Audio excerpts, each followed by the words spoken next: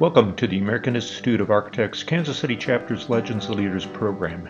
This series highlights AIA architects and others that have helped shape our community, lead the AIA, and mentor a new generation of designers. Glen LeRoy grew up in New Orleans. He expressed a desire to be an architect at as early as 5th grade and never wavered from that goal. He completed a bachelor's degree in architecture from Tulane University in 1973. After gaining some practice experience, he attended the University of Pennsylvania, receiving a master's in architecture and a master's in city planning in 1976. He later added a master's degree in architecture from Tulane in 2004. Throughout his career, Glen has balanced teaching and practice. While teaching at the University of Kansas for 20 years, he founded the Kansas City Urban Design Studio. The work of the studio received many awards and was influential in changing the dialogue in the city regarding design and planning. For his work in Urban Design Studio, Glen was elevated to Fellow in the American Institute of Architects in 1999. He followed that honor with elevation to Fellows in the American Institute of Certified Planners 2 years later. He also rose to become a principal in the firm of Gould Evans Associates in Kansas City. There he led the firm's national prominence in urban design planning and campus planning, as well as in architecture. In 2005, Glen moved to Michigan to become the Dean of the College of Architecture and Design at Lawrence Technological University. At LTU, he greatly improved the relationship between the university and the profession and community. Glen also transformed and stabilized the college through programs of diversification, applied research, international studies, technological integration, and strategic fundraising. Glen was appointed president and CEO of the Boston Architectural College in 2015, where he served as leader of the college until 2019. Glen's professional leadership has included service as president of the AIA Kansas City Chapter, APA Kansas City Section, and the executive committee of the board of the AIA Michigan. During his career, Glen has received over 70 academic, professional, and community service awards and honors. In 2010, Glen received the AIA Michigan President's Award, and in 2014, the AIA Michigan Gold Medal, the organization's highest award.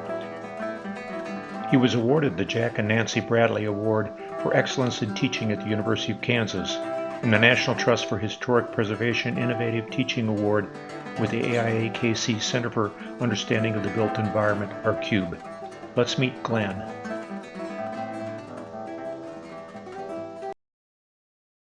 Hello and welcome to another session of AIA Kansas City's Legends and Leaders interviews. We're about 30 through. We have about 30 of them up now, and so we've really made progress. Today we're interviewing Glen LeRoy.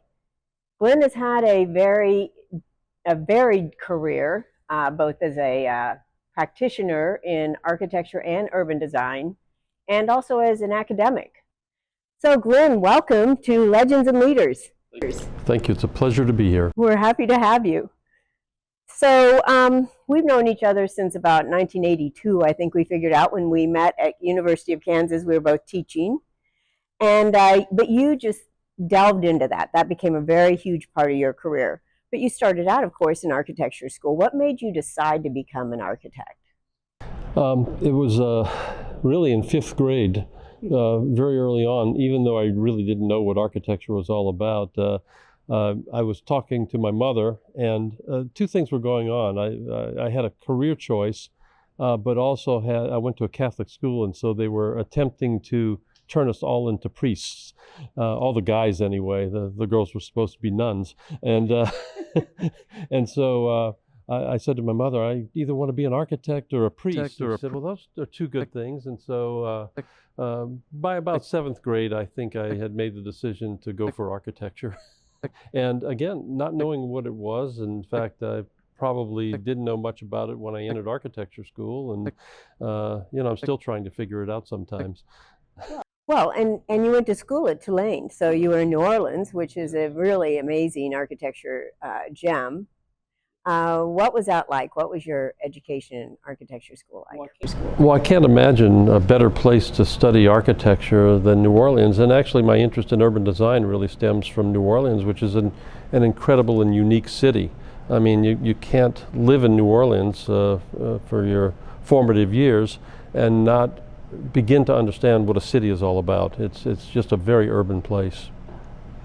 Well, and did you have some professors that were there that were very influential, or some mentors there? I did, and as I said, I didn't know much about architecture when I got into it. I was an okay student in high school, not a very good student in my first year of architecture school, and I'd say the professors were not encouraging at all to anybody.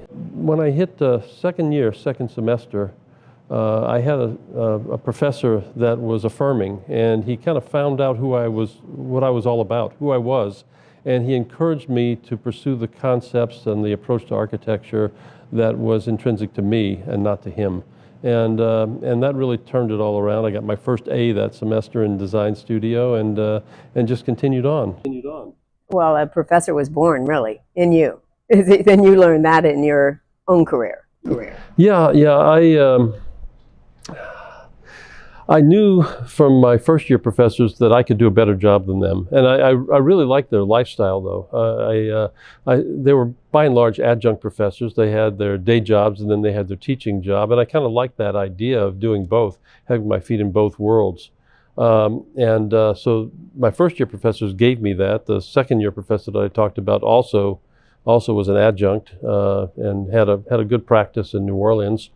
But his approach really was formative in the way that I ultimately directed my teaching. Well, in fact, then after you graduated, you took sort of a turn. You went to Atlanta for a bit and then decided you'd go back to school again, but in urban design. So how was that? No, actually, I came to Kansas City. I went to Kansas City after graduation.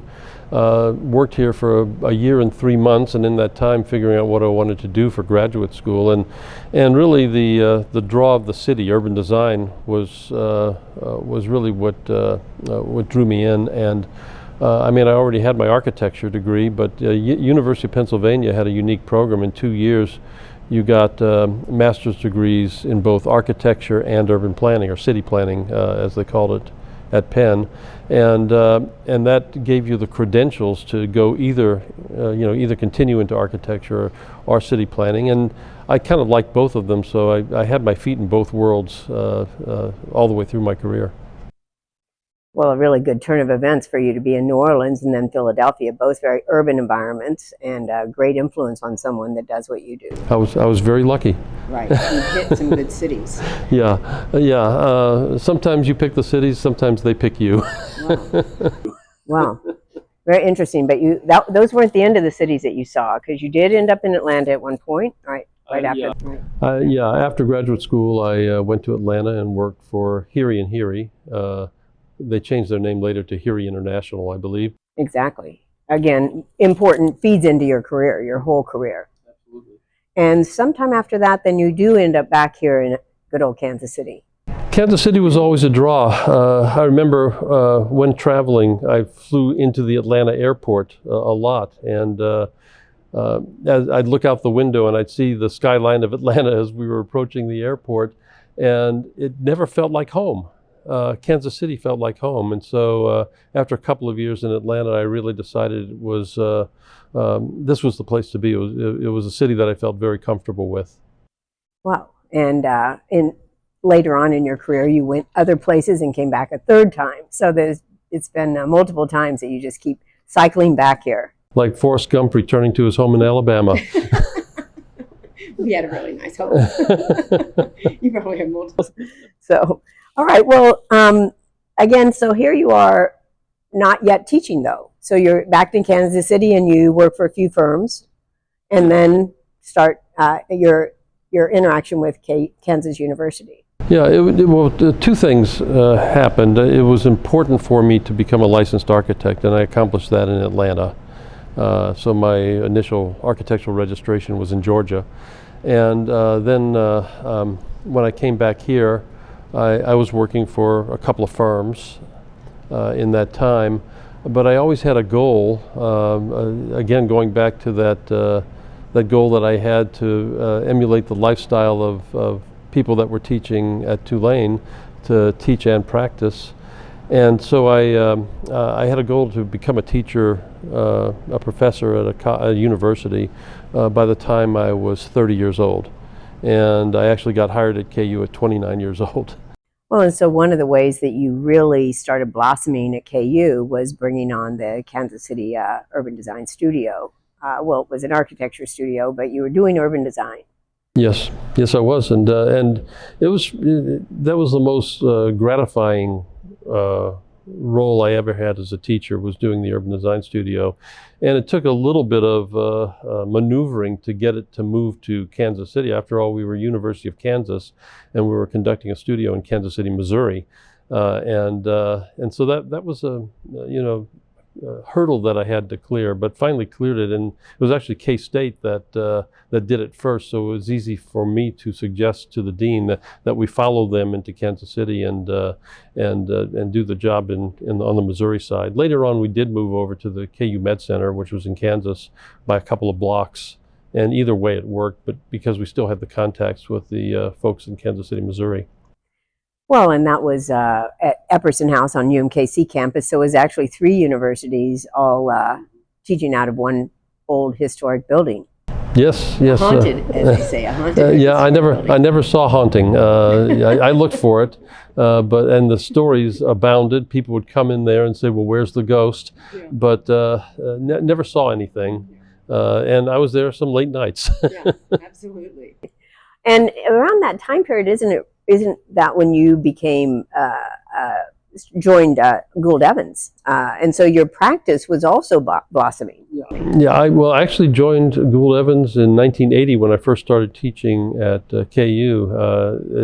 The only office they had at the time was an 8-person office in Lawrence, Kansas, and so I was the 9th person at the office. Well, so you were there until the early 2000s, is that right? I left the firm at 2005. So you were there more or less, most of the time for 25 years. What were some of the really significant projects you worked on at that you'd like to point out? Well, in the planning and urban design area, one of the things that I'm most proud of is that we did the comprehensive plan for Kansas City, known as FOCUS, and I was the lead principal of the consulting team for that. And when we pulled together people from significant firms like Kite Singleton was on the team, and Tom Nelson was on the team.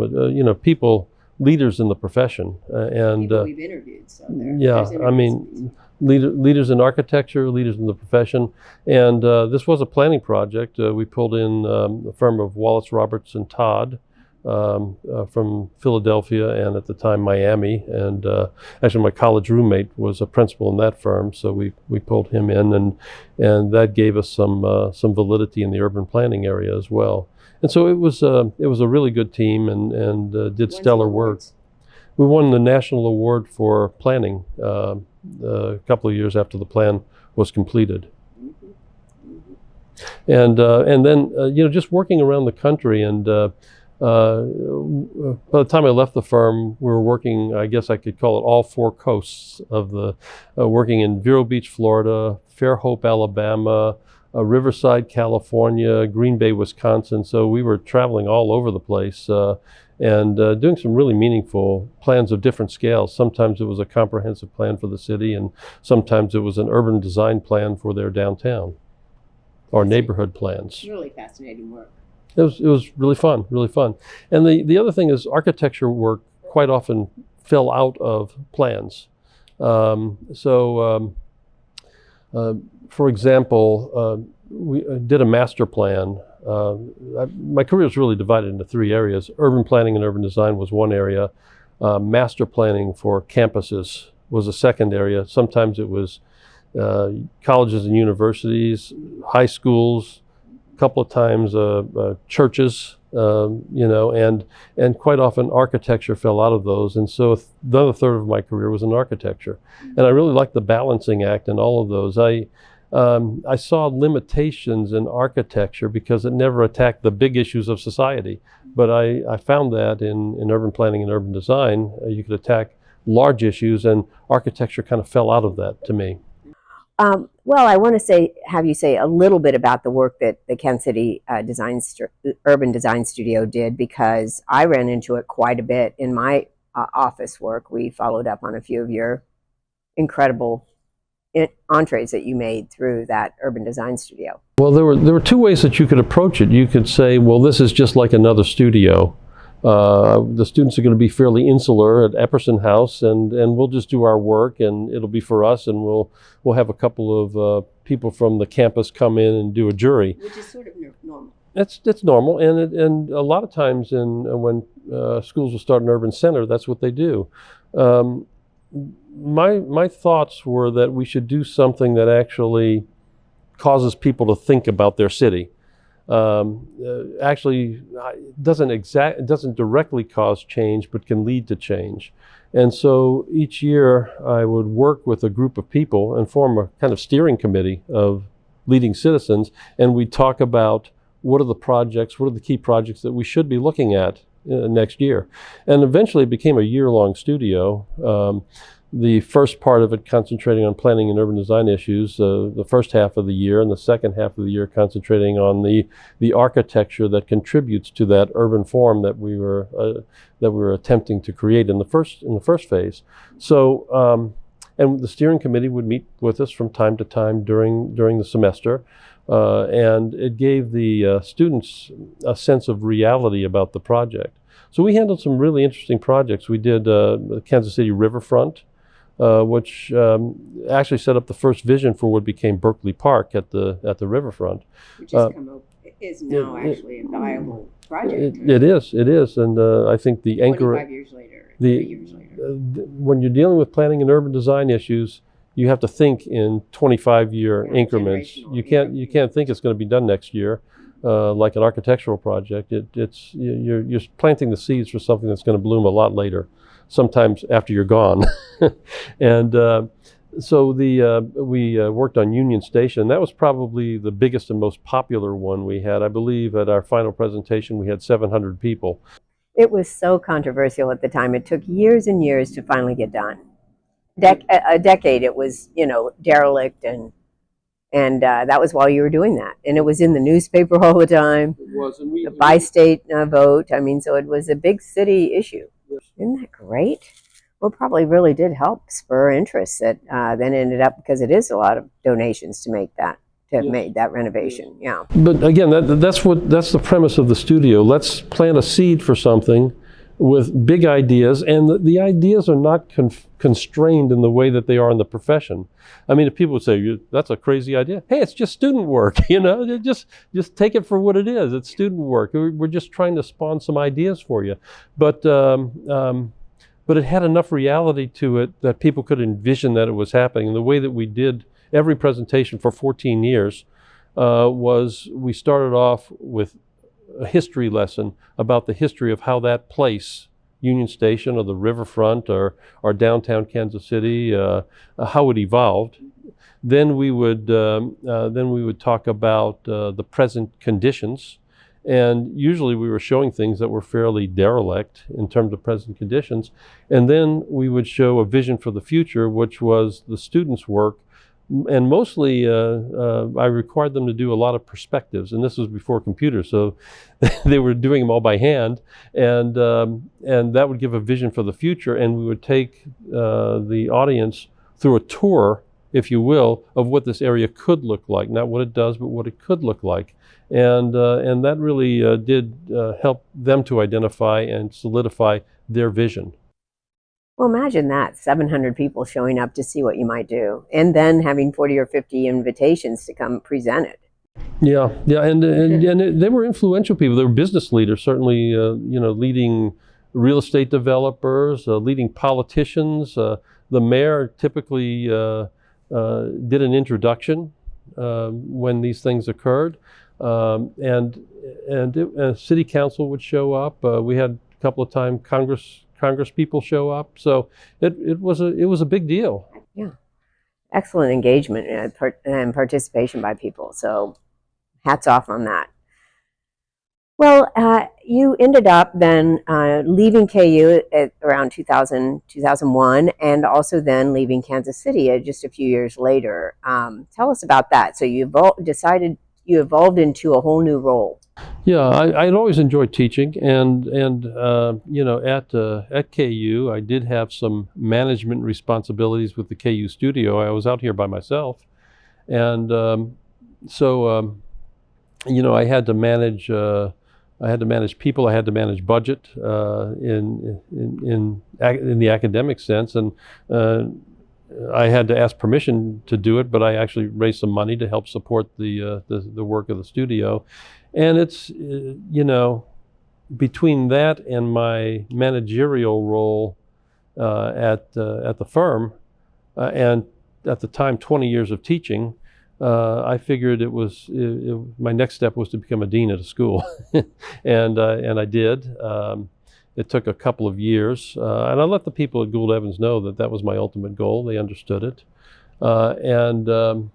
so I took a job being the dean at Lawrence Technological University in the Detroit area, and it was a school that was really designed after what my philosophy was. The motto of the school was theory and practice. So Glen, you then, after about a decade in Detroit, you went to Boston, to the Boston Architecture College for a few years. What was that? How was that different than Detroit? Well, I was hired as the 7th president of the college since 1890 something when it was founded, and being a president is really different than being a dean. I would say that being a dean is kind of fun because you get to mix it up with the students and the community and things like that. Being a president was, to me, a lot less gratifying a job, particularly a small college that doesn't have a big staff. So it was a lot about the management of the school financially. It was about handling human resource issues. It was about dealing with accreditors. I mean, it was all the things that as a professor you don't deal with. As a dean you deal with just a little bit, and as a president that is the bulk of your job, and raising money. I mean, that's what you do. That's funny. Well, and so Kansas City called you back, and now you're back at KU too. I'm back at KU. I just started this semester teaching a design studio at KU, second year where I started. So it's a full circle in my career. It was a lot of fun, and I'm enjoying meeting up with getting together with the students again. And students are really different now than they were. I mean, their skills are with the computers are just so profoundly better. Well, we didn't have computers when I started. Everything was by hand. It's hard to get the students to do things by hand. I force them to do it a little bit. Draw a quick sketch. I want to get to the computer, and again, trying to teach them both ways of communicating. But they are just so adept at computer graphics. I mean, if you want 10 perspectives the next day, they'll have them for you. And so it's been a really gratifying thing, and again, I think it keeps me younger, keeps my brain working. As an old guy, I like the fact that I have to think on my feet again, and so I've really been enjoying this opportunity. Well, what we haven't talked about has been your volunteerism with AIA. You've been very active with AIA all of these decades, and in multiple chapters. Each of the regions you've gone to, you've had an impact. Why has that been important to you, and how has it changed your outlook? I think it does go back a little bit to the premise of teaching. When you're a tenure track professor, they talk about three things: teaching, research and creative work, and service. And so I think teaching at a university instills a sense of service in you. And the university, I know, is talking about service to the university, but I really reinterpreted that as service not only to the university, but to my community. And my community involves Kansas City in general, but it also involved my professional community. And so I've been active in the AIA. I served as president of AIA Kansas City back when, and then when I moved to Michigan, I was on the board of AIA Michigan, and then they elected me, the state of Michigan, and they have their own region, the state does. They elected me to serve as their regional representative to the AIA National Board, And that was just a really great opportunity to meet the leaders in AIA, and they treated us like royalty when we went to the national headquarters for the meetings. And but to give some, to be a part of giving direction to this great profession was very gratifying. Well, we've appreciated your contributions here locally and nationally. So again. Yeah, when I was president, I did have one thing we could talk about. I started the first website for AIA Kansas City. The timing of it all. It was time to get on the World Wide Web. It was. We were behind the times. Well, our last question is always, what advice would you give to young architects today? You've seen 5 decades of architectural practice and teaching, and what would you say? Let me just go back to the students, because that's really where I touch young aspiring architects more than anything. And I remember the first lecture that I gave to them in studio this year was here at the university. We teach you to be one kind of architect, a sole practitioner in design. That's what architecture school is all about, is teaching you to be a sole design practitioner, having your own firm. You work sometimes in teams, but at the lower years, not much. What I try to impress upon them is this is just the biggest, widest profession that you can ever engage with. Sole practitioner in design, maybe 1% of the profession. Designer with a capital D, maybe 5-6% of the profession. I'm just guessing these percentages, but it's not a high percentage. What are the rest of the roles? And not only within an architectural firm, but outside of the firm, and in other areas of the community, in other areas of the economy. We have architects that are working in public planning offices. We have architects that are becoming developers. We have architects that are dealing with marketing within the firm and never deal with design with a capital D. So think of the broad world of what you can be doing within this profession, and find your path through it. And I'd say the same thing. I say that to students. I'd say the same thing to young and aspiring architects that are in their first couple of years of the profession and studying for the exam. Go and get the credential. Get that credential, get that license, so you can call yourself an architect, but then figure out what you want to do with your career. And a career isn't at one point in time. A career like mine has evolved over decades. And what I was doing when I first came out, toilet and stair details, I haven't done one of those in decades. Well, you have been a brilliant leader and contributor, and I appreciate your work very much and explaining it to us here today. So thank you very much, Glenn. We've enjoyed the conversation. Cindy, it's been an absolute pleasure.